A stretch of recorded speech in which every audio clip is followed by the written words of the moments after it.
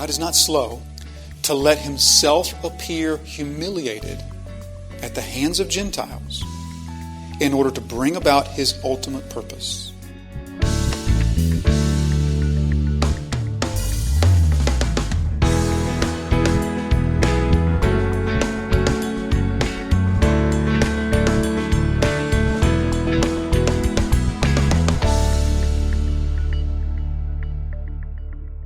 There are multiple, depending on how you count them, there's multiple visions in the book. There's, of course, the main vision that comes in chapter 2. Chapter 2 is the central vision of the book. That's the vision of Nebuchadnezzar, of the man, if you will, that's made from 4 materials. And that, of course, represents the 4 kingdoms. And then there's the stone that no hand has cut, which crushes the statue. That's the central vision. That vision, then there's another smaller vision of the tree that gets chopped down in chapter 4. That's a vision specifically about Nebuchadnezzar.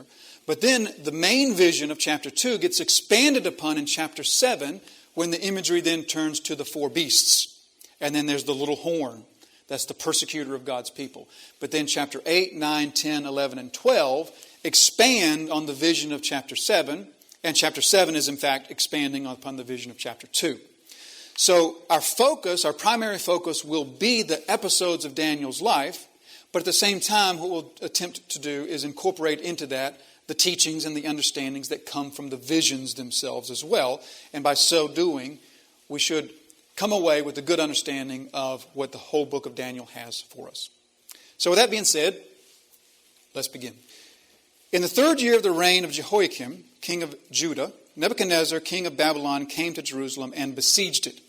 And the Lord gave Jehoiakim, king of Judah, into his hand with some of the vessels of the house of God. And he brought them to the land of Shinar, to the house of his God, and placed the vessels in the treasury of his God. Then the king commanded Ashpenaz, his chief eunuch, to bring some of the people of Israel, both of the royal family and of the nobility, youths without a blemish of good appearance. And we'll stop there. So a few things for us to begin seeing here, even beginning from verse 1. In the 3rd year of the reign of Jehoiakim, king of Judah. So the 3rd year of his reign began shortly after the Battle of Carchemish. So this would have put it, he began his reign at 609 BC. Remember, BC, we're counting down in numbers. So he began about 609. So that puts it right about 605 or 606 BC, which is the year in which Daniel, of course, was taken during the first siege of Jerusalem. So in the 3rd year of the reign of King Jehoiakim, king of Judah, Nebuchadnezzar, king of Babylon, came to Jerusalem and besieged it. So it begins sort of matter-of-factly, but even in this matter-of-fact giving of the facts here, just to set up the story for us, even in so doing, he is still giving us some information that's setting up the grand theme of the book, the grand battle, if you will, of good and evil. So we see, first of all, in the name Nebuchadnezzar. Nebuchadnezzar, that name literally means, O God Nebu. He was one of the major Babylonian gods. The major Babylonian god was Marduk. We'll see him just a little bit later. But O God Nebu, so you can even see that in Nebuchadnezzar's name. O God Nebu, or Nebu, protect my boundaries or protect my children, one way or another. We can even see, even in the name of Nebuchadnezzar, we can see the meaning here as later on Nebuchadnezzar is going to brag about his city and his boundaries, and that's going to bring the judgment of the true living God, the Ancient of Days, as Daniel calls it. He's going to bring his judgment down on Nebuchadnezzar. But even in his name, he's proclaiming this praise to the god Nebu, or Nebu, the Babylonian god. During the reign of Jehoiakim, king of Judah, Nebuchadnezzar, king of Babylon. So let's pause just a minute with Babylon. Now we all know what Babylon is in modern day Iraq. We all know this from our scriptures because the scriptures talk about Babylon so frequently. But it's worth our time to pause and just recognize what we come up against when we see Babylon in the scriptures. Babylon should be considered by the readers of scripture to be the capital of the kingdom of evil. In the same way in which Jerusalem, or Zion, is considered the capital of the kingdom of God on earth, In the same way, Babylon is the capital. It is the center of gravity of all that's evil in the Scriptures, particularly the Old Testament Scriptures. So the city of Babylon, the kingdom of Babylon, got its start way back in Genesis chapter 10, Genesis chapter 11. In Genesis 10 and Genesis 11, we see really the true beginning of opposition to God in this episode known as the Tower of Babel. In the Tower of Babel, first of all, we're told that they go to in Genesis chapter 11, they found a plain in the land of Shinar. So we see that same phrase here in the beginning of Daniel's book, the land of Shinar. Daniel, the writer, wants us to make sure that not only is he talking about Babylon, he's talking about the land of Shinar, the same land, the same region in which Genesis 11 mentions as people migrated from the east. They found a plain in the land of Shinar, settled there. And they said, "Come, let us build ourselves a city and a tower with its top in the heavens, and let us make a name for ourselves, lest we be dispersed over the face of the whole earth." So the Lord dispersed them. So we know the story of the Tower of Babel. Now, the Tower of Babel, you may not have thought much about the Tower of Babel and the significance of the tower. It's one of those stories that's a good Sunday school story, a good vacation Bible school story. But you may have never thought deeply about the meaning of the Tower of Babel. But the Tower of Babel is monumental in its theological meaning, because that is the first organized effort of mankind to oppose God. It was direct opposition of God's command. God's command, his very first command that he gave to mankind was, be fruitful, multiply, and fill the earth. So God's command was, go out, spread, fill the earth, and subdue it. And the Tower of Babel was all about, we just read it, the opposite. Let's gather, let's collect, let's assemble. Let's make this place where we can reach the heavens on our own. We don't need God. He told us to spread. We're going to do the opposite. We're going to gather, and we're going to put our forces together, put our resources together, and we are going to reach the heavens without God. And of course, we know the story that God then comes down and he confuses their languages. Isn't that an interesting connection, by the way? In the confusing of languages, now we have the child of God, the messenger of God, who, even though languages have been confused, still uses the languages of the world to pronounce the message of the living God, who is the one who confused the languages. Just like at Pentecost, the God who confused the languages can still speak his message through those confused languages. So this land of Shinar is where the Tower of Babel, and you can hear it even in the name, Babel, Babylon, that was the beginning of what would become eventually the kingdom of Babylon. And then after the destruction of the literal city of Babylon, that would become the metaphorical center of gravity for the kingdom of evil from that point all the way to, you guessed it, Revelation 18. When we hear finally that glorious cry, fallen, fallen, finally is Babylon. And from those 2 points, from Genesis 11 to Revelation 18, Babylon occurs over and over and over and over and over. Just grab a concordance and see how many times it comes up in the prophets, because it becomes not just a kingdom of evil, it becomes the very symbol of evil. It becomes the very flag of evil here on earth. It becomes the capital of what is the kingdom of evil on earth, this kingdom of Babylon. That's why Peter is going to say, writing to the people of God from Rome, he's going to say, those who are in Babylon greet you. This metaphorical language to say we are in the very city of evil here in Rome. Now, put the two of these things together. Verse 1, Babylon comes up against Jerusalem. Could it be a clearer, plainer confrontation between good and evil? The very city of Zion, the holy city, being sieged by the core of evil. So this very picture, this sets the stage for the book. The book is about this grand battle between good and evil, whom the sovereign Lord oversees. And even in the midst of this grand battle between good and evil, He's going to allow the center of gravity for the kingdom of evil to prevail and carry His people into captivity. We'll talk more about that in just a moment. But He's going to allow that to prevail and to seemingly to carry the day.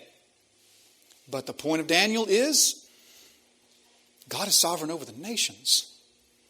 He's sovereign over the four beasts. He's sovereign over the statue of four materials. He's sovereign over furnaces. He's sovereign over disembodied hands that write on the wall.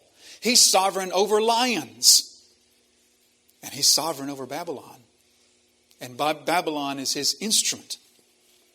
So we see Nebuchadnezzar, king of Babylon, came up against king of Judah. And the Lord gave Jehoiakim, king of Judah, into his hand.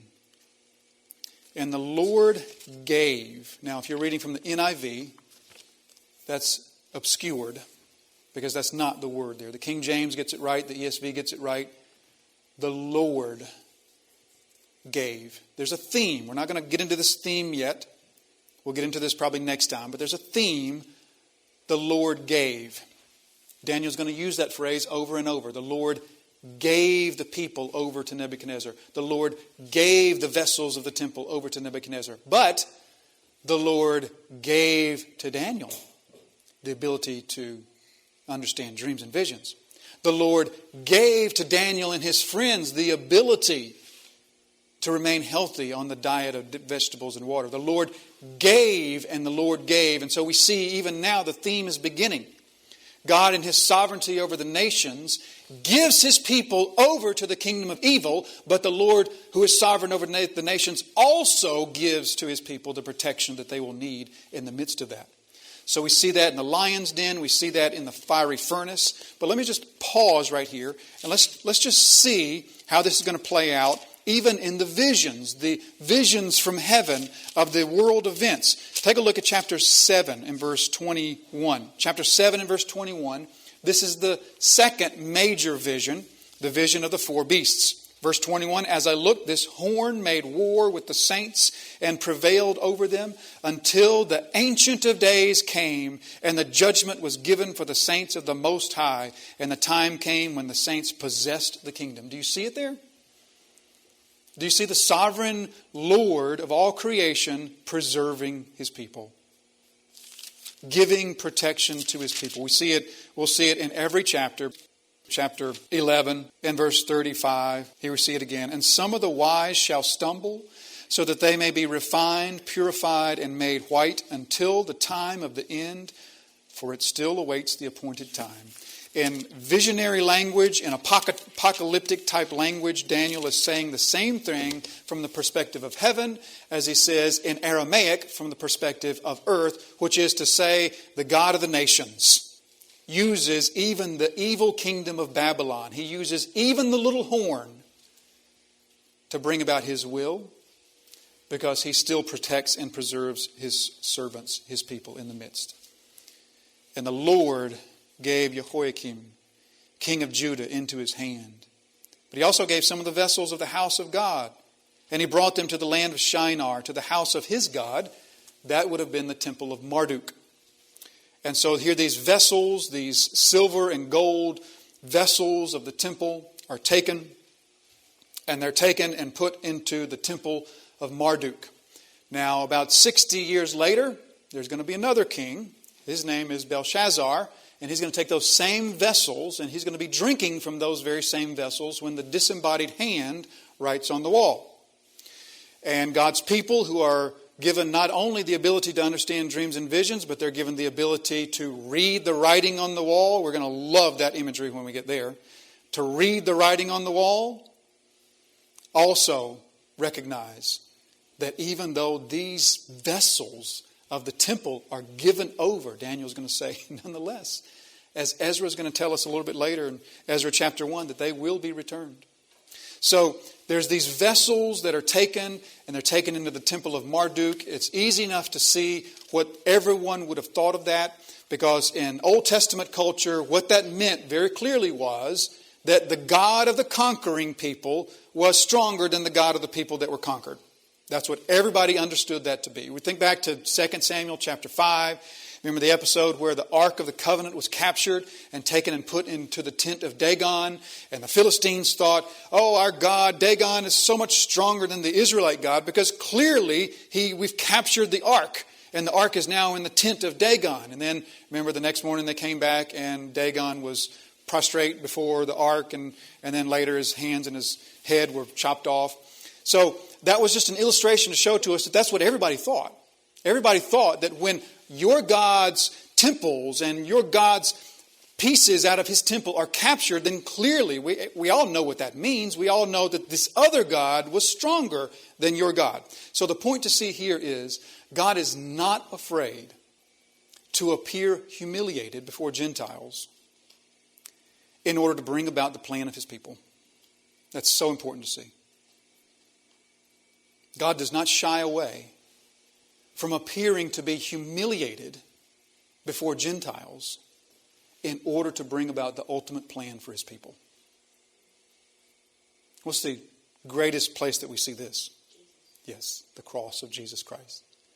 When Jesus cries out from the cross, my God, why have you forsaken me? And all the people think, he thought he was something. We see what he is now. He's just a humiliated, dying beggar of a man with not even property to dispose of. Yeah, we see what came of him.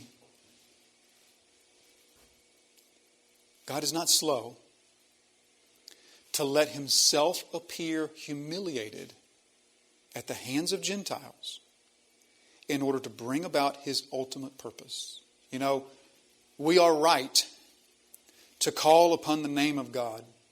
We are right to base our prayers in the glorifying of his name.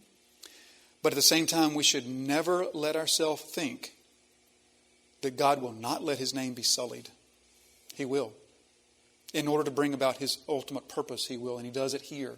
Just think of all the cheer. Think of what the Babylonians are saying. Think about the songs that they're singing now about how Marduk is so much greater than Yahweh. Marduk came up against Yahweh, and we saw who the better God was. Makes us cringe to even think of such things. But God allows it.